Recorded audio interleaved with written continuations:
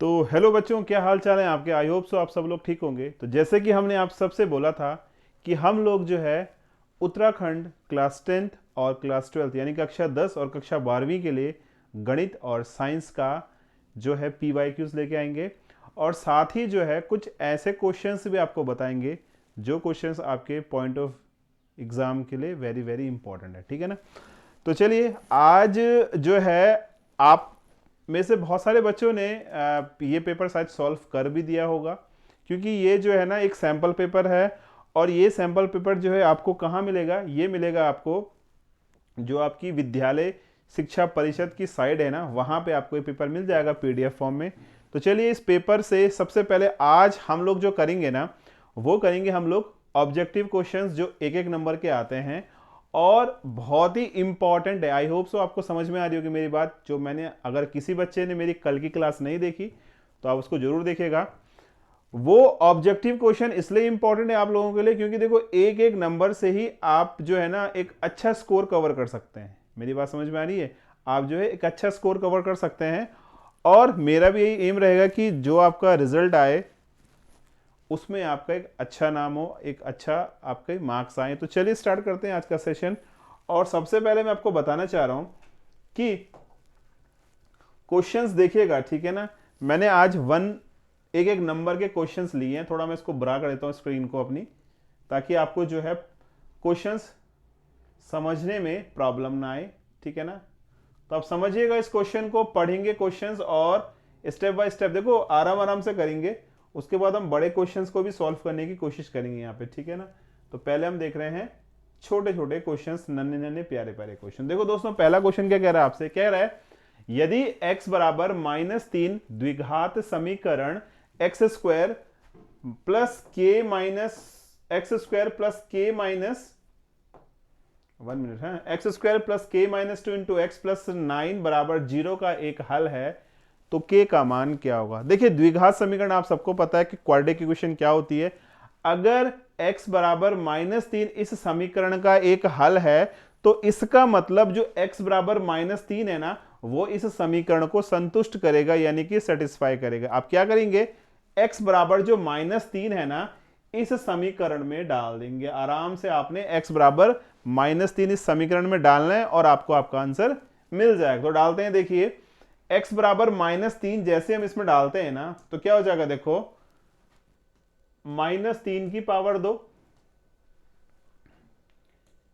के -2 into -3 plus 9 बराबर 0। और इसको हल कर दो तो -3 का स्क्वायर 9 हो गया।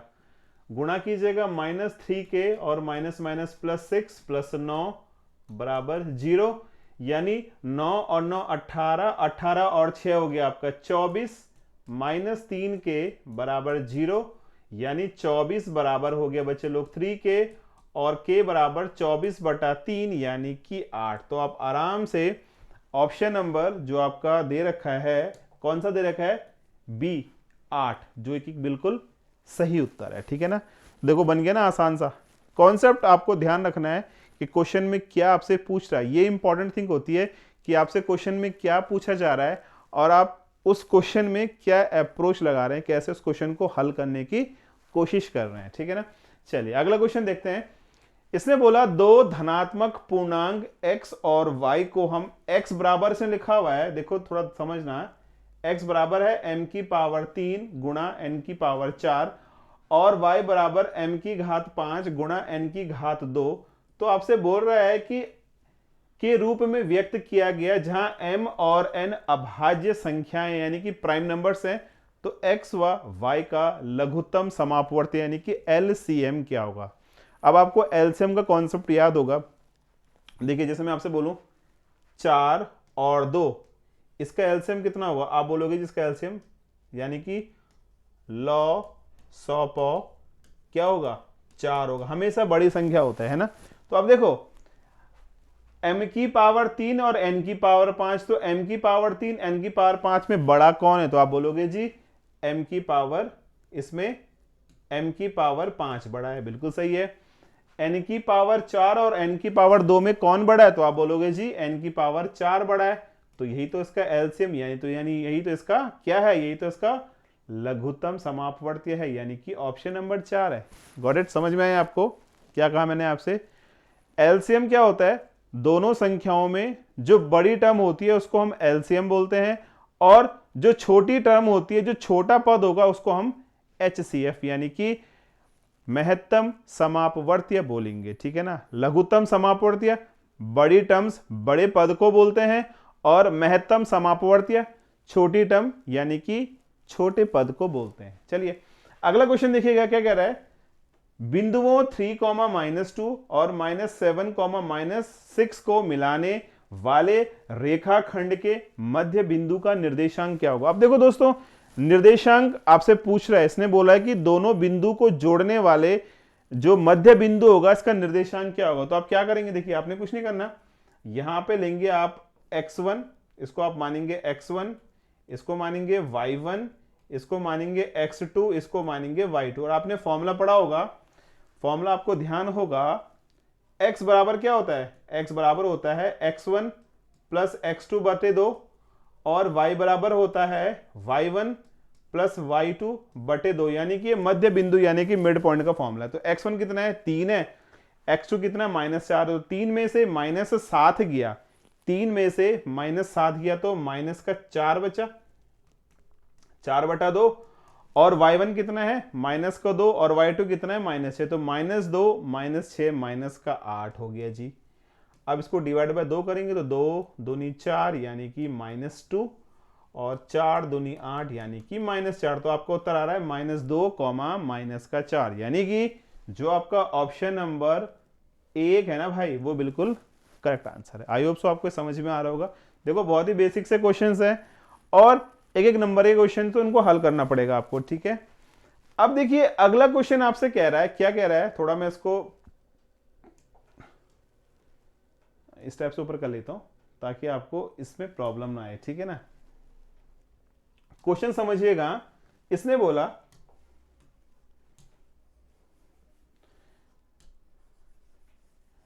देखो ये थोड़ा ऊपर नीचे हो गया, बट कोई नहीं, आपको समझ में आ गया होगा, यही इंपॉर्टेंट थिंग है। ठीक है ना? इसने क्या बोला, देखो इसने बोला 28 सेंटीमीटर त्रिज्या, यानी कि जिसकी त्रिज्या 28 सेंटीमीटर है, ठीक है, और जिसमें जो कोण है, केंद्रीय कोण है, वो 90 डिग्री है, तो उस केंद्र के एक त्रिज्य खंड का परिमाप क्या होगा? देखिए त्रिज्य खंड का परिमाप आपसे पूछ रहा है, यानी आपसे पूछ रहा है सेक्टर का पेरीमीटर क्या होगा। तो देखो इसको करने के लिए आपके पास डायरेक्ट फॉर्मूला होता है। फॉर्मूला क्या होता है भाई? आपको याद होगा, थीटा बटे 360, theta by 360 into 2πr plus 2r। अगर आपको ये फॉर्मूला याद है ना, तो आप आराम से इस क्वेश्चन को हल कर सकते हैं। ठीक है ना? अब आपने करना कुछ नहीं है, थीटा यानी कि कोण हो गया आपका 90 डिग्री का, बटे 360, 2 पाई का मतलब 22/7 होता है, और आर आपको दे रखा 28, और प्लस 2 इंटू आर मीन्स 28 हो गया। ठीक है, इसको हल कर लो तो 7 चक्कू 28, 9 से 4 कटा, 22 चक्कू हो गया आपका 22 दूनी 44, और 8 दूनी 16, 2 दिन 4 1 5 56, 6 और 4 10, 5 और 4 9 1 10, यानी कि 100 सेंटीमीटर। ऑप्शन नंबर सेकंड आपका बिल्कुल सही उत्तर है। ठीक है, तो ऐसे क्वेश्चंस को करेंगे। बस आपने क्या करना है, इस सूत्र को याद रखना है। जब आपसे पूछेगा कि त्रिज्य खंड का पेरीमीटर क्या होगा, और अगर आपसे पूछता है क्षेत्रफल क्या होगा, तो आपका पास फॉर्मूला होगा theta upon 360 into pi r square. ये हमारे पास त्रिज्य खंड का क्षेत्रफल का फॉर्मूला है, और ये इसके परिमाप का यानी कि पेरीमीटर का फॉर्मूला है। तो आई होप सो आपको ये भी समझ में आ गया होगा। ठीक है, कोई दिक्कत परेशानी होगी आपको तो आप कमेंट करना, मैं आपको उसका तत्काल समाधान देने की कोशिश करूंगा। चलिए अगला क्वेश्चन अगला करते हैं, थोड़ा सा इसको भी बोर्ड करते हैं भाई। ठीक है ना? अब देखिए क्वेश्चन क्या कह रहा है, क्वेश्चन समझने की कोशिश कीजिएगा। क्वेश्चन है इफ द मीन, यदि 10 संख्याओं का माध्य 20 हो, 10 संख्याओं का माध्य 20 है, तो इन संख्याओं का योग क्या होगा? तो ऑब्वियस सी बात है कि मीन कैसे निकलता है, सब संख्याओं का जोड़ बटे कुल कितनी संख्याएं हैं। तो आपके पास सब संख्याओं का जोड़ नहीं पता, माध्य आपको पता है, तो माध्य बराबर संख्याओं का जोड़ बटे कितनी संख्याएं। अच्छा संख्याएं हमारे पास संख्या हमारे पास 10 है, ठीक है ना, और माध्य हमारे पास 20 है। तो माध्य हमारे पास 20 है, संख्या हमारे पास 10 है, इसका वज्र गुणा क्रॉस मल्टीप्लाई करेंगे तो उनका जोड़ कितना आएगा 10 इंटू 200 20 यानी कि 200। तो आपको उत्तर कितना आएगा, आपका आंसर आएगा सेकंड यानी कि 200। ठीक है, फॉर्मूला आप जानते हैं, फॉर्मूला आपको पता होगा, माध्य बराबर संख्याओं का जोड़,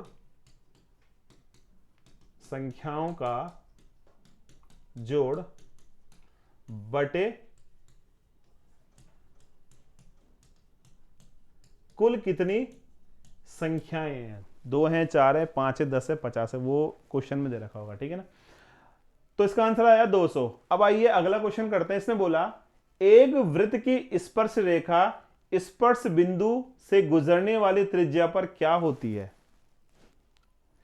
ये सर्कल यानी कि वृत्त का क्वेश्चन है, तो इसका आंसर है, इसका आंसर लंबवत होती है, ठीक है ना।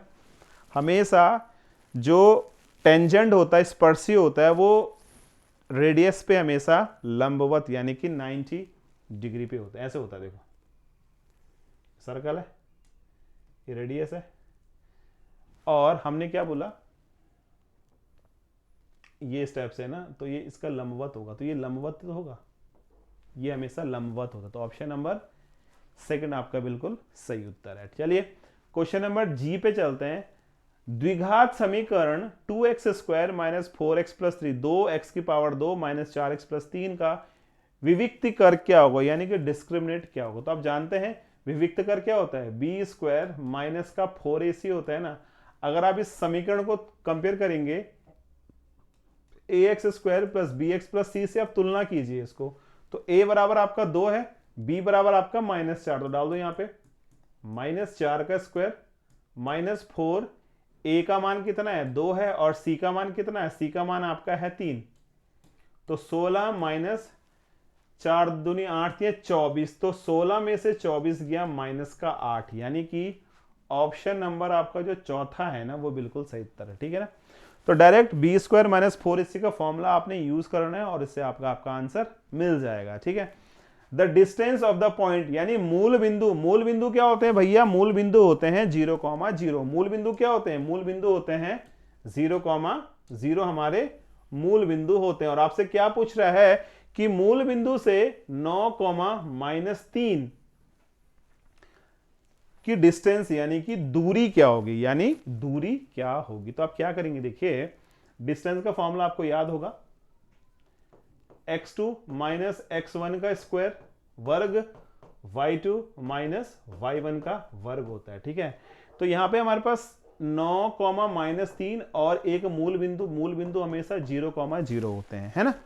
अब आप इसको मानेंगे x1 है, ये y1 है, ये x2 है और ये y2 है। आप इसको सॉल्व कर दो, x2 माने 0 माइनस 9 का स्क्वायर 0 और माइनस माइनस प्लस 3 का स्क्वायर, तो 9 का स्क्वायर हो गया आपका 81 और 3 का हो गया 9, 81 प्लस 9 90, और 90 को आप लिख सकते हैं 9.90, 9 का जो वर्गमूल होता है वो 3 आता है, √10 का 10, यानी कि 3√10। आप लोग ऑप्शन नंबर जो आपका ए है ना, वो बिल्कुल सही जवाब है, ठीक है। ऑप्शन नंबर ए आपका बिल्कुल सही उत्तर है, 3√10 आपका आंसर होगा, ठीक है। तो ऐसे इस क्वेश्चन को करना, क्या करना है, फॉर्मूला। तो आपको एक चीज समझ में आ रही होगी, जो 1 नंबर के क्वेश्चंस होते हैं ना, उनमें ना फॉर्मूले का ही गेम है। तो आपको हर एक चैप्टर से ना फॉर्मूले, सूत्र याद करने, अगर सूत्र याद करोगे तो आराम से 12-15 नंबर तुम्हारे एक मार्क्स में आ जाएंगे आराम से, है ना। चलिए अगला क्वेश्चन करते हैं। नेक्स्ट क्वेश्चन देखिएगा, क्वेश्चन है हमारे पास, अ सिलेंड्रिकल ड्रम, एक बेलनाक्रम ड्रम का व्यास, ये ड्रम है मेरे पास, इसका मुझको व्यास दे रखा है 14 सेंटीमीटर 1.4 सेंटीमीटर, यानी कि इसकी त्रिज्या कितनी होगी 1.4/2, यानी कि 0.7 सेंटीमीटर लिख लो। अगर नहीं करना है तो इसको ऐसे छोड़ दो, कोई दिक्कत नहीं है। और इसकी जो हाइट है, त्रिज्या आपको दे दी, और इसकी जो हाइट है वो आपको दे रखी है, ऊंचाई दे रखी है आपको 2.1 मीटर। तो इस ड्रम में कितना पानी आएगा, यानी कि आपको इसका आयतन निकालना है। क्या निकालना है? आयतन, वॉल्यूम निकालना है। तो अब निकालेंगे। सिलेंडर का वॉल्यूम क्या होता है? ये होता है आपका पाई आर स्क्वायर एच। तो पाई का मान कितना हो गया? 22/7 आर स्क्वायर, यानी 1.4 गुणा 1.42, और ये साथ में 2 आएगा क्योंकि 2 गुणा 2 है ना ये। और h का मान कितना है? 2.1। तो 7 दूनी 14, और ठीक है हल कीजिएगा। 2 एकम 2 11, 2 एकम 2 0.1, तो 11 इंटू 0.1 इंटू 1.4 इंटू 2.1, और जब आप इन सब को गुणा करोगे ना तो आपको क्या मिलेगा? आपको मिलेगा 3.234 मीटर क्यूब। क्योंकि मीटर क्यूब क्या होगा? मीटर क्यूब आपका आयतन होगा। आयतन का जो यूनिट मात्रक होता है वो हमेशा क्यूब में यानी कि घन में आता है। तो आपका आंसर क्या आएगा? 3.234 मीटर क्यूब। तो समझ में आ रही है बात आपको? एक नंबर के क्वेश्चन कैसे होते हैं, किस प्रकार से होते हैं, और कैसे हमको उनकी अप्रोच लगानी चाहिए। तो फटाफट देखिए अगला क्वेश्चन चलते हैं। नेक्स्ट क्वेश्चन देखिएगा। चलिए अगला क्वेश्चन क्या कह रहा है? यदि एक समांतर श्रेणी का सर्वांतर, भैया सर्वांतर क्या होता है? डी। डी बराबर आपको 5 दे रखा है। तो ए 18 यानी 18वीं पद, 18वां पद और 13वें पद का मान क्या होगा? इनके पदों के अंतर का मान क्या होगा? ठीक है ना। तो आपको फॉर्मूला याद होगा। अगर हम फॉर्मूले की बात करते हैं तो सूत्र आपको पता है। सूत्र क्या होता है? सूत्र आपका होता है a plus n minus 1 into d. ये आपका, आप tn बोल लीजिए, आप an बोल लीजिए, वो आपके ऊपर है। ठीक है ना। अब नंबर ऑफ पद, पदों की संख्या कितनी है? यहाँ पे 18 है। तो a 18 बराबर a plus 18 minus 1 into D, और यहाँ पे 13, तो a 13 बराबर a plus 13 minus 1 into D. तो क्या हो जाएगा? ये हो जाएगा आपका a प्लस 17d, और ये हो जाएगा आपका a प्लस 12d। अब भैया इनका अंतर पूछ रहा है, तो a plus 17d minus a minus 12d। ठीक है ना। तो a से a कट गया, 17 में से 12 गया, 5d, और d तुम्हें दे रखा है, इनका जो अंतर है, सर्वांतर है, वो 5 है। तो d से गुणा कर दो, 5 से गुणा कर दो, तो 5 गुणा 5 बराबर 25। यानी कि दोस्तों ऑप्शन नंबर जो आपका सेकंड है ना भाई, वो बिल्कुल सही जवाब है। तो एपी यानी कि समांतर श्रेणी का क्वेश्चन इस प्रकार से आता है। ठीक है। अब देखिए अगला सेम क्वेश्चन नंबर 2। देखो एक नंबर के हमारे ऑब्जेक्टिव खत्म हो गए। अब दूसरा और तीसरा क्वेश्चन देखेंगे। तो चलिए आगे चलते हैं। हम लोग आगे किस प्रकार से क्वेश्चन करने हैं वो डिस्कस करते हैं आपके साथ।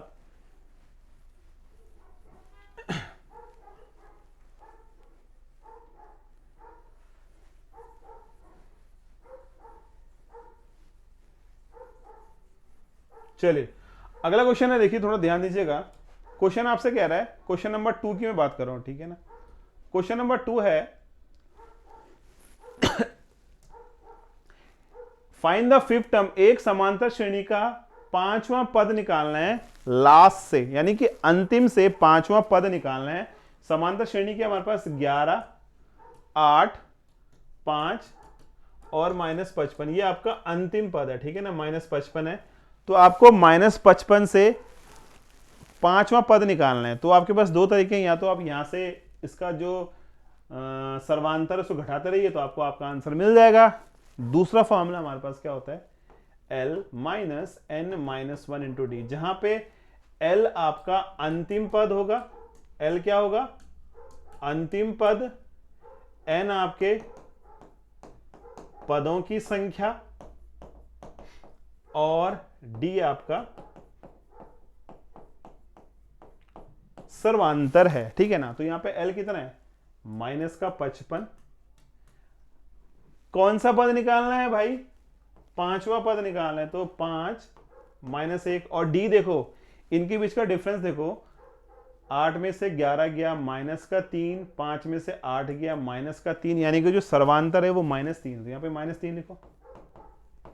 तो -55 -4 इंटू -3, तो क्या हो जाएगा? -55, और प्लस 4 तियां 12, तो 5 में से 2 गया कितना होता है 3, और 5 में से 2 गया 3, ठीक है, और 5 में से 1 गया 4, 43, यानी कि जो अंतिम से 5वां पद होगा वो आपका माइनस का 43 यानी कि -43 होगा। तो यहाँ पे ऑप्शन नहीं है, यहाँ पे आपको ना इस पूरे मेथड को दिखाना पड़ेगा, ठीक है ना।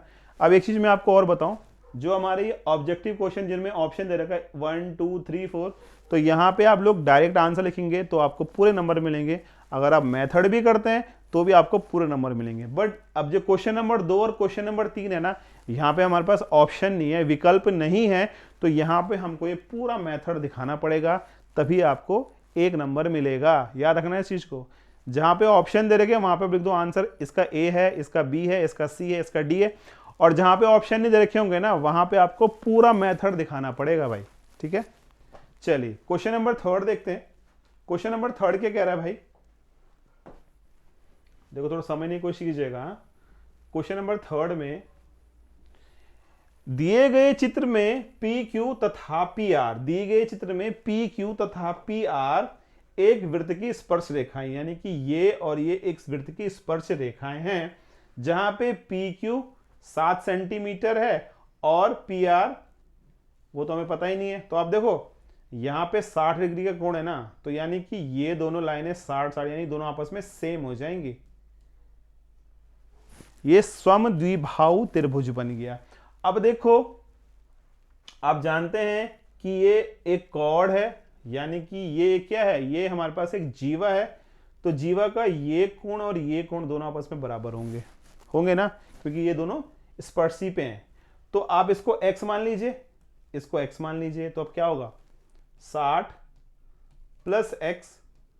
प्लस x बराबर 180 और 2x बराबर 180, ये यहां जाएगा तो माइनस का 60 हो गया, 2x बराबर 120 और x बराबर 60। तो अब देखो दोस्तों ये भी 60 आ गया,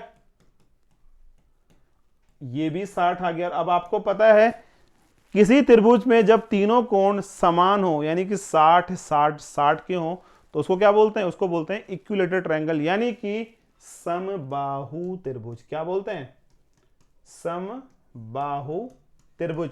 और आपको भली भांति पता है कि समबाहु त्रिभुज यानी समबाहु जिसकी सभी भुजाएं समान हो, यानी कि जो आपका QR है ना ये भी आपका 7 सेंटीमीटर होगा। तो ये आपका आंसर है, ठीक है ना।